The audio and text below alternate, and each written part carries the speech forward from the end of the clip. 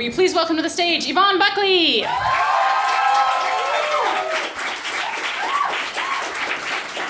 Hello, everyone. I have a secret. Who wants to hear my secret? Yeah?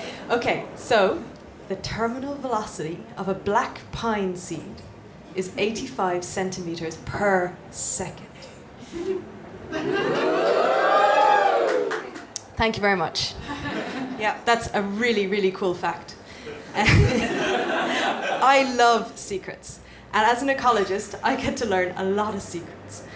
Just this morning, Annabelle came into my lab and she said, "I made a discovery." And I was like, "Yes, tell me your discovery. This is like the best part of my job." So she told me her discovery, and I said, "Oh, that's really cool. That's a secret between me and Annabelle. The rest of you are going to have to wait for the paper to come out because it's unpublished, but we have a very cool secret between the two of us." Now, in order to get our secrets, we have to put in a lot of hard work. For the pine seeds, you have to drop a pine seed from inside it's a long, transparent tube, and there's lasers involved. There's a laser gate at the top, and there's a laser gate at the bottom. So you drop your pine seed, and the aim is to try and find how fast it falls when it gets to a constant speed. I'll explain why this is important in a minute, just bear with me. So you drop it in the top of this tube, and the tube is like, 10, 12, 15 meters tall. Really long tube, lasers. Long tube, lasers. That's all you need to know. It's just cool. It's as cool as ecology gets. So you drop your seed. It breaks the laser gate at the top. It breaks the laser gate at the bottom. And the length of time it spends between the two laser gates is recorded on an automatic stopwatch. That's it. It's just cool. And you get your data point, the 85 centimeters per second data point. Now, at this point, one data point is just a rumor. You've only heard it once.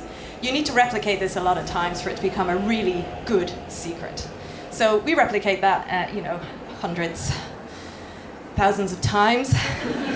Lasers are cool, but it gets a little wearing, And pine seeds, once you have your terminal velocity, now this is the really cool bit, we can predict how fast a population of pine trees will spread by putting that number into a model. So I'm not just skilled at dropping things. I can use a computer and maths and lasers. In fact, I have a laser gun for telling the heights of pine trees. So when I'm in the forest and I'm alone, which is totally against safe work guidelines, I use my laser gun and I pretend I'm in a Bond movie and I'm like, pew, 24.3 meters. Pew, 18.2 meters. Superhero. So that's the cool stuff. In reality, I'm afraid ecology is a little bit more boring than that, if you can imagine. And there's two really important qualities that a good ecologist needs to have. The first is a well-developed sense of masochism, an incredible comfort with being uncomfortable. In fact, a love of getting pleasure from being really fucking uncomfortable. It's a great skill to have as an ecologist. And the second one is stubbornness. And the two of those together will get you a very, very long way in several different careers, not just ecology. So useful transferable skills out there for you guys who aren't ecologists. So the first one, masochism. I'm really into seeds. Love them. Seriously into seeds. And I'll go to great lengths to collect my data on, again, the black pine tree. So this is a very invasive pine tree in New Zealand. So that's not the bad bit, that's the cool bit. You get to go to New Zealand. Unfortunately, these trees shed their seeds, they disperse their seeds in midwinter. And they grow in the Southern Alps in New Zealand, where it's incredibly cold and snowy during the midwinter. Now, I wasn't just satisfied with catching pine seeds and running after them with butterfly nets, all the things you can imagine, sort of a Sound of Music meets ecology type scenario. I like to take and you might have guessed already, I like to take a more technological approach. So I had 15-meter high towers, I had solar panels, I had ultrasonic anemometers. Yeah, that's pretty cool. I didn't know what they were either until somebody told me I needed to use one. And I was like, yeah, that sounds cool. I'll write a grant. 7 of those, please. That'll be $500,000. Cool. Yeah, now make them work. Yeah, I employed somebody for that. But he taught me how to get the anemometers working, this electronic engineer, Umberto. He was Italian. He taught me a lot of swear words in Italian, which I could use liberally in the field. So that was really useful. But he also taught me how to put the anemometers on the towers and program them and, do all of this. And we practiced this in Queensland, which was really warm and sunny and beautiful. And then I had to replicate all of that in midwinter in New Zealand in the freezing cold. And you couldn't use gloves because you had to have quite good manual dexterity to get all of these on. So it was freezing cold. You're 12 meters up on a ladder. Again, unsafe work practices. Let's not tell this to anyone on YouTube or anything. And then you had to get all these things to work in the field. And, that's hard enough. That's pretty tough. That's where the masochism comes in. You do that for 5 hours at a stretch and try to stop yourself from licking the tower because you just want to find out if your tongue will really stick to the metal. And then you get to go home in the evening. And home was a one-room shack, a wooden shack with no electricity. It had running water. Sometimes when it wasn't too cold and the water tank wasn't frozen, you could get water out of the tap. And the rest of the time we had to melt snow and just hope the boys hadn't weed on it first. Yeah, tricky. And there was 3 of us in our one-room cabin, and we had a wood-burning stove for heat, and we were able to get enough energy to charge up the battery on the DVD player. Yeah, this was back in the noughties. We had a DVD player, and we could charge it up for 45 minutes in the evening. So we had one DVD. This is a horrible lack of forethought and foresight. We had one DVD, and it was Jane Eyre, the BBC drama series with Timothy Dalton in. Has anyone seen this? Yeah, he is so creepy in it. Isn't he creepy? Oh my God, he's so creepy. So we would get one episode of Jane Eyre every evening for 45 minutes, and this was the highlight of our day because we were frozen and all this stuff. And then after that, we had a candle. Kat had her cross stitch. I had my crochet, and Sean sharpened an axe. Shing, shing, shing. Timothy Dalton was creepy, and then you had to have Sean sharpening his axe for the rest of the night. And every night he would sharpen his axe, and I never worked out how it got so blunt during the day.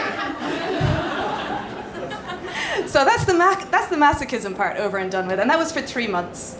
And we got a lot of data, proper secrets, not just rumors, good, hardcore data. But then, I am really, really into seeds. And I don't let, a lack of data get in my way when I'm trying to pursue secrets. So as part of my PhD, my supervisor said, why don't you go out there and find out whether the seeds of Scotch broom, a little bush with pretty yellow flowers, it occurs in Europe, and then, humans have taken it to America and Australia and New Zealand and cool places like that on its holidays.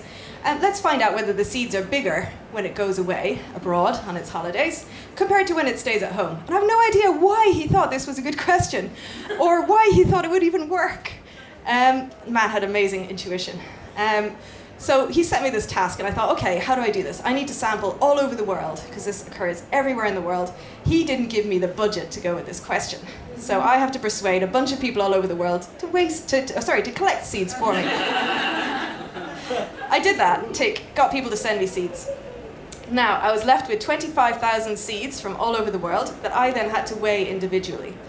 This was, I do love technology, but this was back in the day before you had a weighing machine connected to a computer that would put the numbers in for you. I had to type the numbers in myself. So you take your forceps, you get a seed, you put it on the pan, you wait for it to settle, and then you type in the number, 8.3. And then you take the seed out and you put it back in the packet, because you might need to weigh it again later. The fun doesn't stop there. So you do this. You do this a lot of times. And you can't read, or you can't, there's a limited number of things you can do to keep yourself from, going completely crazy. So I thought, well, I'll go to the mobile library. Who here has used a mobile library? No one. No? Have you used a mobile library? Not really. Here's somebody in the front row who pretended that they've used a mobile library to look cool. Sorry to break it to you, but it's not cool. It's really not cool. So there was a mobile library that used to come around. Sorry. There's a mobile library that used to come around to where the research station was, because we were quite remote.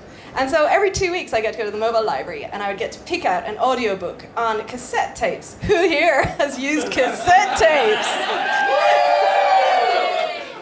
Yeah. Now, is that because you're like retro chic, or have you actually used cassette tapes? Anyway, this is how you...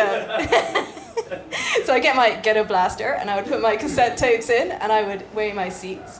And, after 8 hours of weighing seeds, and you've listened to, I don't know, 5 or 6 chapters of the latest bodice ripper that grannies like to listen to, from their local mobile library. Eventually, you get towards the end of the story, and you think, just one more cassette tape to go. I'm on seed 578. Yeah, let's go for it. Let's do it. And you open up your big cassette tape thing, and the last one is missing. And you discover there's a systematic problem with libraries and cassette tapes and audiobooks. The last cassette tape is always left in the last person's ghetto blaster. This happened to me 3 times before I worked out that systematic error. Not a quick learner. These days I use podcasts, and they're way better technology. Love the podcast. Yeah. So that's the stubbornness is absolutely essential. Masochism, absolutely essential. And you get your secrets. You find out something that nobody in the world has ever found out before, that nobody else knows.